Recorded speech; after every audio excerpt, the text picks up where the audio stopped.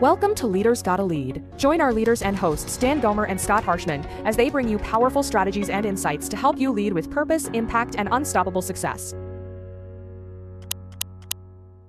All right. Welcome, everyone, to the latest edition of Leaders Gotta Lead. Today, we have Jennifer Nichols, Jen Nichols. I'm gonna go with Jen for the sake of simplicity, if that's all right. So Jen and I, met not too long ago. I found you on LinkedIn. I was doing a teachers in real estate mastermind group and just saw your history of, we went to the same college together, UNC, we're both teachers, obviously. You were in administration. You actually were an administrator at Thunderbridge High School, which is a school that I coached at briefly, but also taught at Ranchview Middle School that feeds into Thunderbridge. And I'm like, well, I've just got to call this lady and talk to her.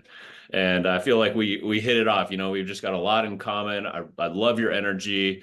You've been serving our community and education for, a really long time, 28 years. Is that right? Yes. Yeah. I'm only 28. Only 28. That's I wasn't right. going to put you a day over 25. So. Perfect. Yeah. And I didn't know this, I obviously asked for, a little bit more information, and you're the youngest of 6.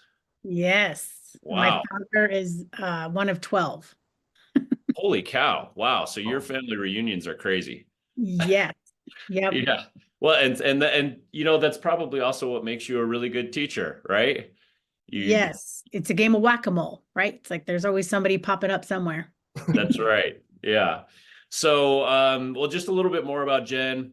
Grew up in New York, graduated from the same school as Jimmy Fallon. Yes. Jimmy Fallon, are you guys homies? Do you guys go? I wish. He was very popular on campus. It's a small Catholic college in upstate New York, just down the street from SUNY Albany. So a lot of people know SUNY Albany or Siena for basketball. He was on campus, being goofy. Like, people knew him. He was very popular in that way. But no, we didn't run in the same circle. Yeah. Oh, well, that makes sense. He's not somebody that would fade into the background, I wouldn't think so. No, and he wasn't there that long. I always dream of going on the show, though, and wearing my College of St. Rose shirt, so he comes up and high fives me. That's awesome. So let's talk a little bit about your background. This is a podcast. Leaders Gotta Lead is about, it's really just about sharing ideas around leadership, and it kind of just stemmed from, at least for me, it stemmed from a lack of real conversation around what it means to be a good leader. And so, I'm really excited to have you on the show, because not only have you been a teacher in special education, which, is a very, it's a challenging job, and it takes a tremendous amount of organization and leadership and creativity and all of these things. But then you were also an administrator for a really long time in Douglas County. You were also a principal of an elementary school, and then took on some AP roles and all sorts of different administration roles within education. And so, I'm really excited to have you here on the show, because you're bringing such a wealth of knowledge from all of those different roles. And so I'm just really excited to hear what you have to say, some of the things that you have gleaned from your experience within the public education system, because at the end of the day, there's no right way to lead. There's leaders who I would say are terrible, and there's leaders who I would say are great, and somebody would disagree with me on both fronts. So to open things up, Jen, what would you say makes a good leader? What is it about somebody that would make them a good leader? What attributes do they have? First thing that comes to mind is the ability to listen, right? And be comfortable and confident in saying that it's okay to not always know the answers, because we can't be everything to everybody at all times. And having that ability to listen and really hear what people need, and then be able to follow through on that need and see what that data tells you. Is this just an individual need? Is this the need of an entire group? And then how you go about communicating and following through with that problem solving process. I think that's a real key piece. Mm. And I always operated from the place of, I remember when. So I remember when I was in that position. I remember when I was having that difficult student. And so you pull from your own experiences and you have that empathy and compassion for others. That's really what it is. Yeah, yeah, absolutely. And you know, that's your special education side coming out and your teacher side coming out, right? That compassion and like, man, that must be really hard for you, right? And that Mhm. goes a really long way. And as you were talking about that, you know, I couldn't help but think about politics. Yes. When's the last time we've heard any politician say, "My bad," you know? Mm-hmm. I'm just Yeah. kind of curious what your thought is on this because it just came up for me. You know, I don't know. I guess there's two things to it, right? Like I feel like that the whole political environment is primed for somebody who's willing to do that. Yes. What do you think is holding politicians back from leading in that way? Because I think there's a lot of people that hear what you say that would totally agree. Why don't we have a politician that's willing to raise their hand and say, you know what, I screwed that one up. I'm going to do it this way next time. Mm-hmm. I would say the soundbite prevents that. And I would say that that even goes as far in the classroom as well, and for school leaders. Um, Mm, a lot of times people capture that soundbite and then exploit it. mm, So the one time you're asked, and you say, you know, I don't know about that. Most leaders, most teachers, most people will then follow it up by saying, but I'm smart enough to know that I'm not the smartest guy in the room and about everything. So I'm going to have the right network of people. I'm going to be with others that make me better, that can play to my areas of weakness. I don't think they don't want to say it because that's the soundbite, right? And then that's the thing that's played over and over and over again. And anytime they're challenged, they say, well, you said you didn't know. You said you don't know how to do that. And so I think there's that exposing of vulnerabilities, and they're a little hesitant to do that. I feel though that there's more of a push. You'll see with teachers as they're guiding students now, teachers are really embracing the taking risks and failing in front of their kids so that kids can see adults make mistakes too, and that we learn from our mistakes, and this is how you go about doing that. I'm seeing that, and that's that growth mindset. So I'm seeing that with little kindergartens, like little ones. They're saying, you'll hear them say things like, well, I couldn't do that last week, but now I can do it. So it's that changing of that mind shift, I think. And having it be okay to be vulnerable. Vulnerability as a leader is key. I love that. I mean, can you expand a little bit on that? Because you know, vulnerability, I think as a teacher, you have to be vulnerable, right? You know, I remember teaching in a class with all these, I was a science teacher and I live in Highlands Ranch right next to Lockheed Martin. So literally my students' parents are rocket scientists. And they would come to class and ask me these questions. And I'm like, my first year, I was like, oh shit. You know, and finally I was just like, man, I'm not going to win this battle. I need to just admit that I don't know, but I'll figure it out, you know? Right. And so for me, that was actually really empowering, ironically, I guess, you know, like to know that you can't gotcha me, Yep. you Yeah. know? And so can you dive into that just a little bit more about the vulnerability? Like, what does like let's put it in the context of a really strong leader. Maybe you even have an example of a well-known leader or somebody that you know specifically. Do you have maybe some examples of how vulnerability, this weak, quiet, soft vulnerability, actually made somebody powerful, made them bigger? Um, Immediately what comes to mind is Cindy Stevenson from Jefferson County. She was the superintendent for close to 30 years which is almost unheard of for a superintendent. And I believe that she lived every day from her heart, which when you're a superintendent, you have to armor up a little bit.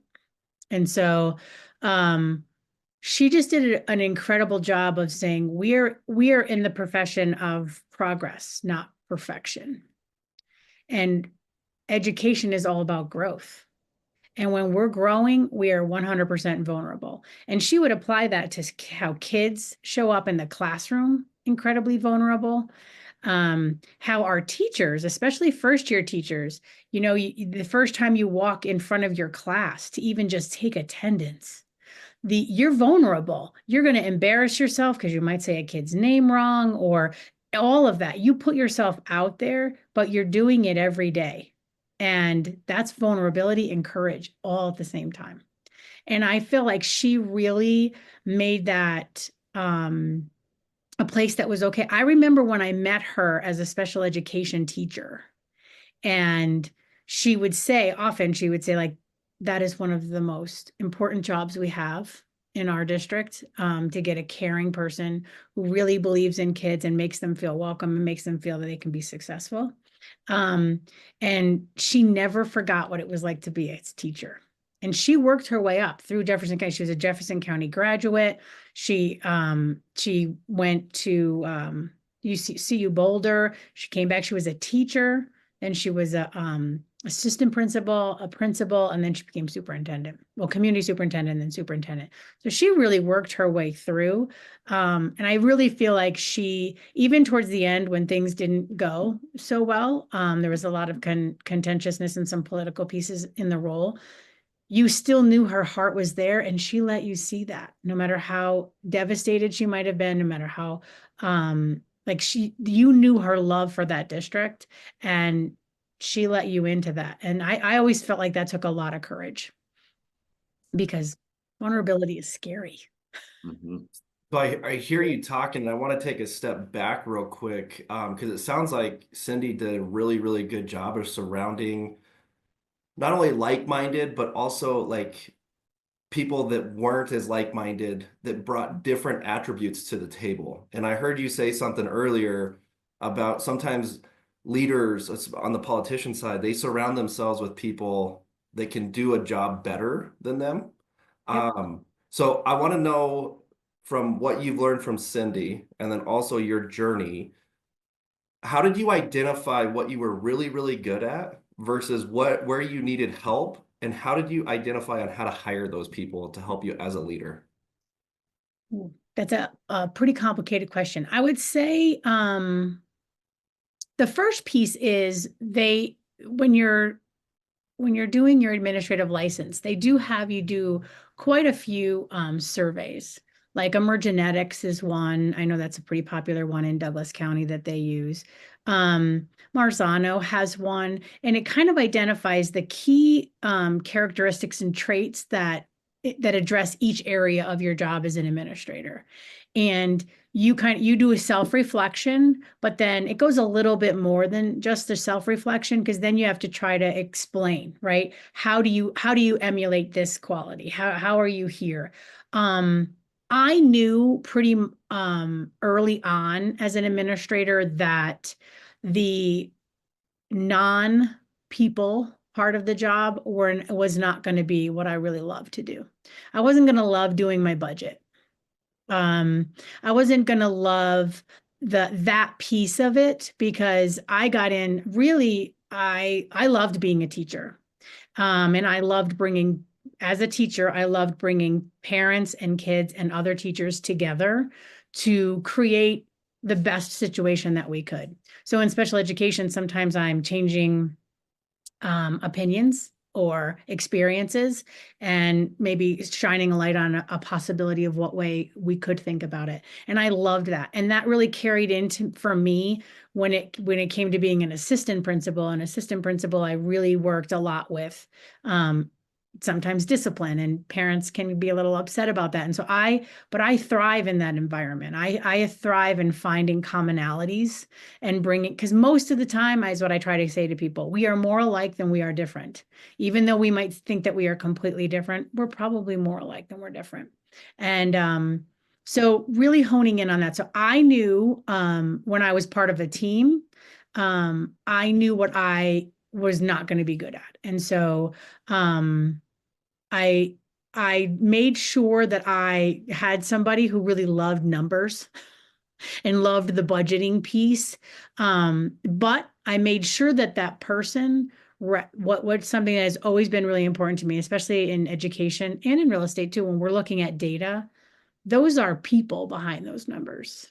And let's not forget that. So I'm very data driven. I was a data driven administrator, and school improvement was something I was really passionate about, because that's looking at the big picture. How do we want to make this community better? And we can do that right here in this classroom. So in this building. So how are we going to do that? And when we were looking at data and we could see areas that we were not strong in, I would put the pictures of the students that went up with those numbers. And when we had our conversations, I would say, talk to that kid. When you tell me we can't do something, I want you to look and tell that kid he can't do it. And then that changes the conversation a little bit. So many good nuggets in there. I mean, like, man, if you're watching this, like, that's like a master class right there on leadership, right? We've already talked about courage. We've talked about vulnerability. We've talked about making those connections between people and the numbers. Man, if those pieces come together, I don't know why anybody wouldn't follow that person, She was amazing. I still think about her often. Yeah. Often. Yep. And I remember when I took the principal role, you go and you meet with her after you move all the way through, and your final conversation is with her. Intimidated. I was so nervous, and she couldn't have been more warm. More warm, more caring. I was preparing in my mind, like interview, like questions, like, what is she going to ask me? Wasn't like that at all. It was all heart.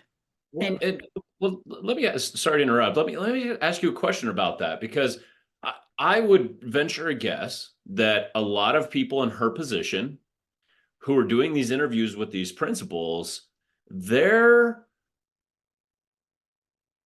going to be nerves on their end about being too warm. So did she get walked on sometimes because she was too nice? I don't think anybody ever walked on Cindy Stevenson. So can you talk about that a little bit? Like how did she walk that line? Because a lot of leaders are like, I got to draw a hard line, because if I don't, they're going to steamroll me. And so they just become a-holes, right? She's very clear in her boundaries. I'll give you a funny. When I was becoming an administrator, cell phones and having your cell phones was a really big deal, and having them with you. And you never wanted to be the administrator in one of her meetings that forgot to turn their phone off. And it was literally the very first thing every new administrator was told. Do not let that phone ring, and do not pick it up. Like, that was a non-negotiable with her. She would say, I know your time is precious. I'm going to honor that time. And I need you to be present, because what we do is big things. So there was no meandering about that. She also had the best people in the room. So she had an amazing team. Her community superintendents, her communications director was phenomenal. Constant messaging, consistent messaging was her thing.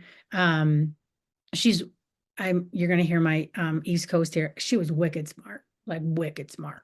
And I think that woman never slept. I'm convinced she only needed like 3 or 4 hours, because when she presented, it was all modalities. She connected with what we were doing, to a movie, to a book, to music, like encompassed all of it. And she had a great team. So by the time you got to meet her, if you made it through all of those phases of the principalship in her interview, she relied and trusted her team to make sure that they were asking you the really important questions, the qualification types of questions, and making sure that what your values and mission, it was aligned with not only Jefferson County's vision and mission, but that unique school's vision and mission, and that you were going to be a good fit for that community. So by the time you made it to her and you'd gone through all of that, she wanted to know about you, the person, right? She wanted to, and I'll tell you, she didn't forget parts of that conversation. And if you think about Jefferson County is huge, right? It goes down to the border of Denver, all the way up to Coal Creek. And she knew her leaders. She knew their names. She remembered little caveats and carrots about each of us. And she would ask about those. So she made such a large district feel like a family. And I can tell you this because if you know the name of Jefferson County, it's Jefferson County R1. That's the way it is with the county. And she was very passionate. There are several times people talked about, it was such a big district, we should maybe, they do it in quadrants, right? But maybe we should break it up. And she was like, nope, Jefferson County, we are one. And she was very passionate about that. I mean, there's a lot of nuggets that you could take from that, what she just talked about there. So what I heard, have a very, very clear vision, understand your mission, and set non-negotiables. Yes. Like that's exactly what I heard there. And I think so many leaders don't set a clear vision, or they do have a pretty clear vision, but they don't know how to achieve the mission. Therefore, they're lacking clear standards or clear expectations, non-negotiables. Yep. And I like hearing you talk about Cindy. It sounds like she did very, very well with that. I'm convinced it's why she could be a superintendent for 25, close to 20, 30 years or something. It was crazy. Yeah. Now, what I want to learn from you with all of those nuggets that you just shared with us, how have you incorporated that in your personal life? Because you're a leader in your personal life. It's very interesting. I talk about this a lot with my friends. So I'm the youngest of 6. So you could make an assumption that the youngest of 6 is not going to be the leader, right? The youngest of 6 is going to be taken care of by all of the older ones and kind of follow. And my father was a basketball coach. And so I always say he ran us like a team. And I remember from a very young age, we all had a role. And he made it very clear that everyone's role mattered. So I'll give you a very simple example of cleaning the house. 6 kids, you got to clean the house. And Saturdays were the day we clean the house. And everybody played a role. And I remember I was like 5, probably 5 or 6, and I didn't want to do, I wanted to watch cartoons. And I distinctly remember the conversation of him saying to me, well, you're part of the team. We can't do this without you. Like, if you don't pick up your toys, then the next person who has to vacuum, they can't do that job. And then the person that's waiting to then do this job, they can't do it either. So you see how we're all in this together, and everybody has a job, and it makes everything work together. And so I would say being very clear on your values as a leader is, I would say, to any person, what are your values and how do you align that with your job is really, really important. I often see young people maybe jump with the shiny new thing, the shiny new company, and then they realize, oh, I don't align with this. This isn't connecting to who I am, and I'm becoming a person I don't want to be, or whatever, right? So I always say you have to be really clear with what your values are, and I really believe that came from my dad at a really young age. That leadership doesn't have to be big and grandiose. We do things in leadership every day. You lead people every day. But there's another little caveat, which is in my personal life, when I come home, I love it when my husband takes over. I'm like, oh, yes, he plans all my vacations and I just show up. I'm like, Oh man, I right. need to tell Allison to start doing that stuff, I was man. like, yeah, I definitely looked out in that way. I'm like, gosh, because you couldn't do it all in every aspect of your life, right? So it's nice to have a good teammate, and that makes it work. Grass isn't greener on the other side. It's just fertilized different, is what I heard. Yeah. Hey guys, Dan Gomer here with the Leaders Gotta Lead podcast. Thank you so much for tuning in. Hopefully you are enjoying the content, and if you are, I've got great news because there's more where that came from. Just click on the link in the show notes to discover new ways to plug into what we're doing, to find new content that we're putting out, and to discover how we might be able to work together to elevate your leadership game.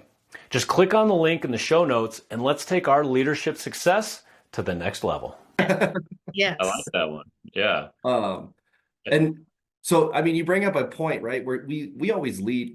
We're leading somebody in some capacity: spouses, kids, siblings, aunts, uncles, grandma, grandpas. Yes, you might be younger than them, right? Like I talked about elders, but you're leading them in some way.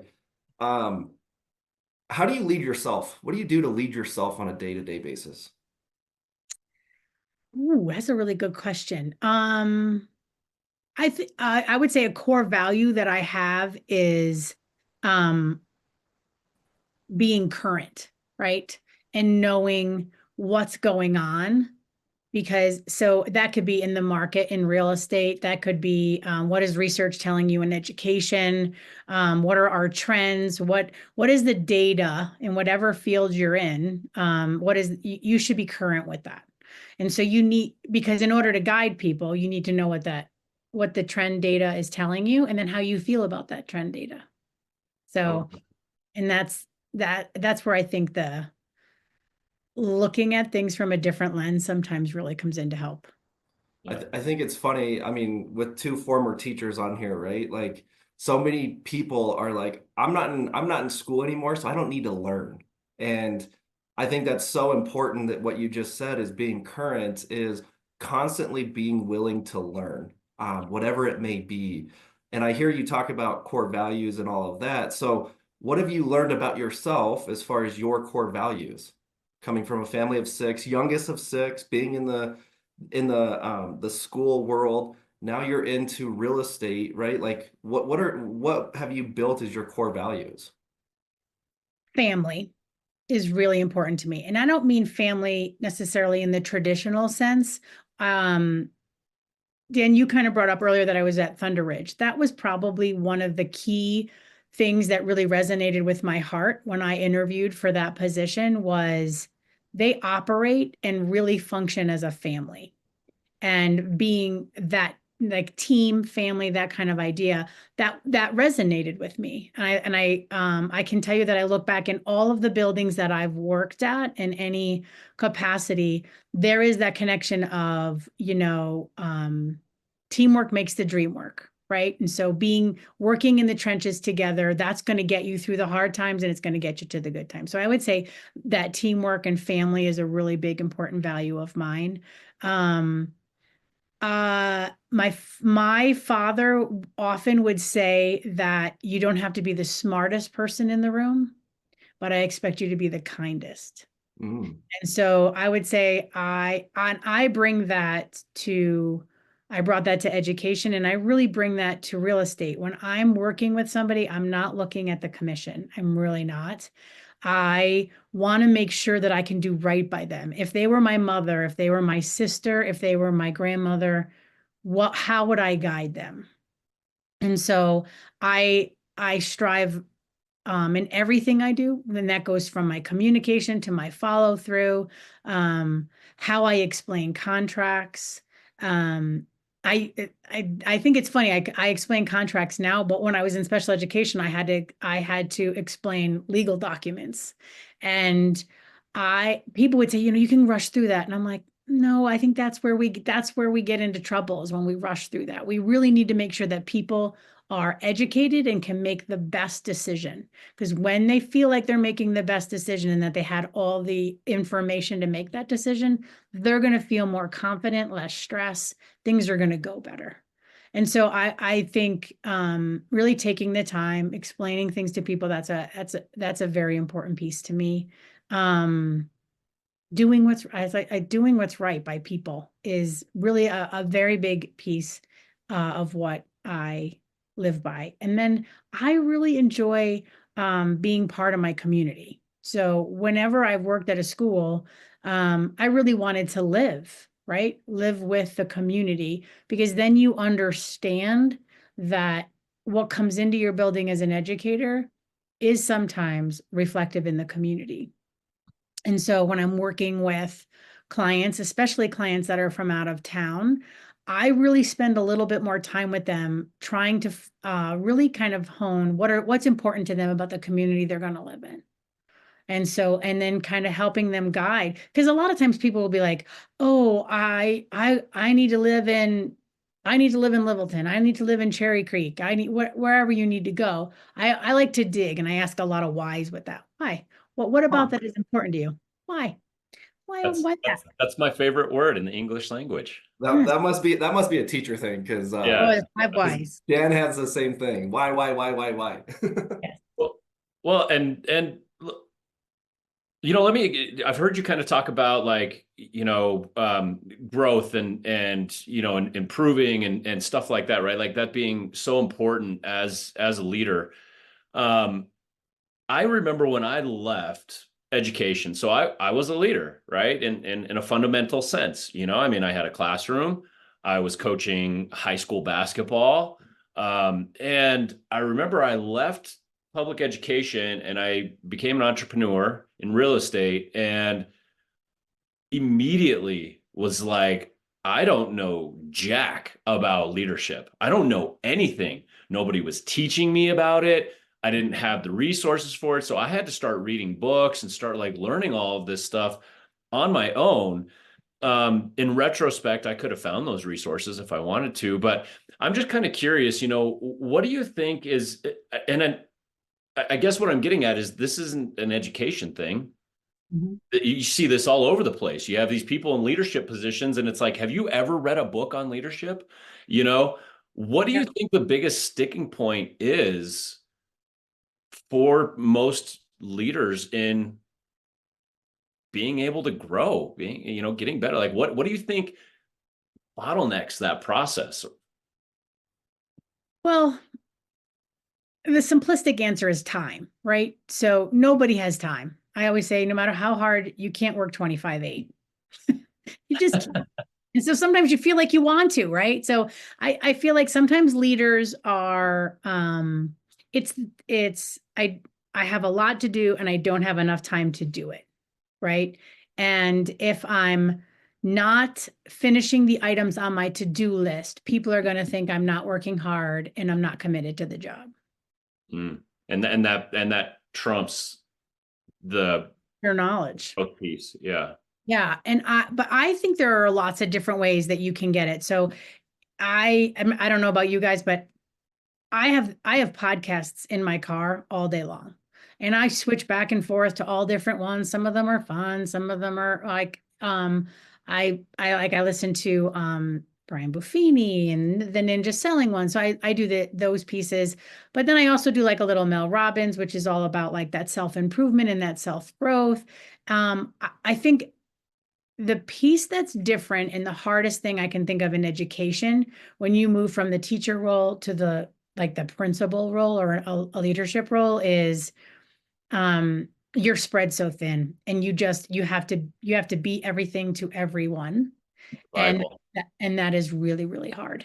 And so I think they get caught up in, I heard this phrase when I came into real estate, but man, oh man, did it resonate with me different for education, which is you get stuck in the busyness and not the business. Yeah. So really getting clear in those moments of where things slow down, right? It does slow down. There are holidays. There's a weekend where you could take an hour or two and read a book, right? I don't know the exact statistics, but there's something crazy. Like if you read 10 pages a night, Every night by the end of the year, I think it's like some ridiculous amount of books that you have actually finished, right? And so just think about that. Everybody has 10 minutes. Everybody, we can find 10 minutes of our day, whether that's in your car and you're listening to a book like an Audible or something. I do think it's key. And so I think we have to allow that growth and let that into our lives because it does help. Right. And it becomes about, putting the big stones into your jar first, right? Versus the sand. If you've ever heard that metaphor, it's about understanding what your priorities are, what your values are, and putting those first, So for me, growth has become a very important pillar of my life, not just my business, but my life. And so, every morning I'm putting good stuff into my mind, and trying to learn and grow, but I've made that a priority. It wasn't always a priority, right? So even in the busyness, we can make it a priority to grow. And I think that you hit the nail on the head that growth is a very important aspect of a great leader. So so we're coming up on time here, and I mean, I just want to recap real quick here. I've been taking notes as you've been going through because, man, you've touched on so many different aspects of leadership. Vulnerability, the importance of vulnerability, which then you paired with courage, right? And ironically, vulnerability and courage really go hand in hand. What's that? I see them as best friends. Yeah, exactly.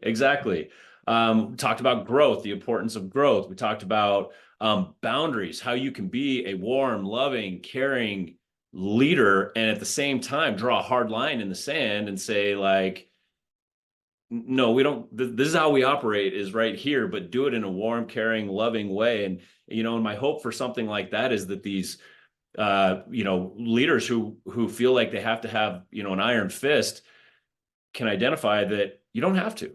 You can be loving and caring. You just have to know what your boundaries are, know what your values are, is another thing. And then, of course, the leaning on and trusting your team, growth mindset. I mean, holy cow, like so many great things that you've hit on here today. And so, first of all, I just want to thank you for being here and sharing all of this. You've been a fantastic resource.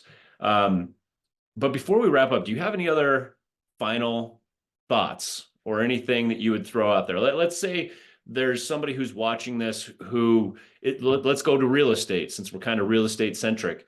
They're thinking about starting a team, or their team is failing, or they're struggling in that leadership role. What advice might you give somebody like that?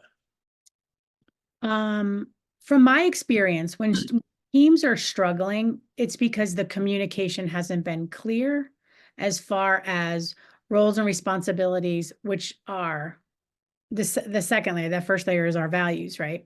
So it goes back to what is important, what are our non-negotiables. So when a team's not clicking and not working together, what ends up happening is you've got people rowing the boat all in different directions, and you're probably not you're not getting that momentum that you need to go forward. So getting really clear about, and I see this in real estate and in education a lot. What something looks like to me might look very different to you. So I work with student teachers that are in their final semesters at MSU, and I say to them, like, so what does success look like for you? When I say to you, okay, so the next time I come, I want to really see you ask some critical thinking questions. I could leave it right then and there, right? And I could make the false assumption that she knows exactly what it is that I'm talking about when I'm telling her that that's what I want to see. I have learned, and especially in real estate, I ask the question, okay, so what is that going to look like for you at the end? So I know that I hit that mark for you. So because what critical questioning looks like to me might look completely different for that person, especially somebody who hasn't really done it and spent that time in it. So being very clear, very explicit, that I think truly helps teams get very clear and move forward. That I feel like that's a very big chunk of misunderstandings and why things don't always work out. Yeah. Personally. Love that. Awesome. Scott, any other final thoughts from you? Yeah, I mean, again, to recap what Dan said, like so many great nuggets. I mean, I think as a team leader, or if you're leading yourself, right, in any capacity, have a clear vision, understand the mission, follow the execution. And that's Yeah. the non-negotiables, right? So understanding those three things, and I've heard you say this quite a bit too, and Dan, you kind of alluded to it, but so many entrepreneurs and so many even teachers or even ourselves, right? We're working in the business more than on the business. And I do think that there has to be some sort of, like, it's important to have both, right? Right. And something that you said with, how you feel your mind, and Dan, how you feel your mind of, you educate yourself, you're putting good things in, good thoughts in. It's not, I mean, I hate the news, so I will not watch the news because it like, their job is for scarcity, right? So like, I don't want to be scared. I want to live an abundant life, not a scarcity life. So something that I picked up is working on yourself and finding time to work on yourself. And then that way you can actually truly give your best self to everybody, from leading other people as well. So, you mentioned reading books, podcasts, anything else that you would throw in there that has really helped you become the leader you are today? I would say that there's so many resources out there, right? So there's so many different ways that you can get educated. In real estate, we have Smedra and DMAR, and they offer classes for us. Your brokerages offer classes for you. And so many times, myself included, I'm like, oh, that sounds like really cool, but I got to get this mailer out today. Well, you could take the mailer could be done at 6 o'clock or 8 o'clock. Like, you could work on that, but this is during the day. Let's go do that. I also feel like Dan, you and I talked about the transition from being a teacher to being a realtor, right? And so I can get definitely stuck in the plans, right? And that's the busyness, because then I feel like I'm doing something, but and I'm working, but you're not really working at the important work. So make sure that you're getting out there and you're networking, you're talking to other people. You're the best part of running your business and being an entrepreneur and being a leader is learning from other people, making connections, because you find insight. I mean, I think you just learn and grow in that way. Yeah. Yeah, I love that. I mean, you're just talking about showing up, number one, and prioritizing, Yep. and how important that is. Well, awesome. Well, Jen, thank you so much for coming on our podcast. It's been really great talking with you.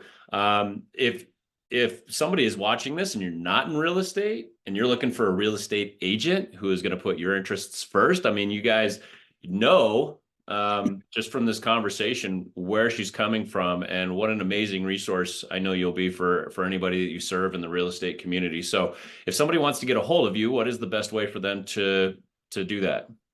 They can call me. Do you want me to give my phone number? Is that If you want, let's do it's it. like 303-919-0508. I also my website's pretty easy. It's ColoradoLiving303.com. So it's pretty easy to find. Website. I know. I love it too. I That's love awesome. living in Colorado, and I love being a 303. I left for a little bit to teach, to be an instructional coach in Europe, and I came back. And when I got my cell phone, the guy was going to give me a 720 number. I was like, oh, no, no, no. I've been here for a while. I'm going to have a 303 number, please. Yeah, I love that. He's like, really? No, it's a New York thing. Don't worry about it. Yeah, yeah. Well, thank you so much. I really appreciate you being on, and hopefully we can have you on again, because we got a handful of things that we still need to unpack. So thank you for your time, and Hey, thanks for having me on. I love that you guys do this. I think it's great. thank you. Thanks.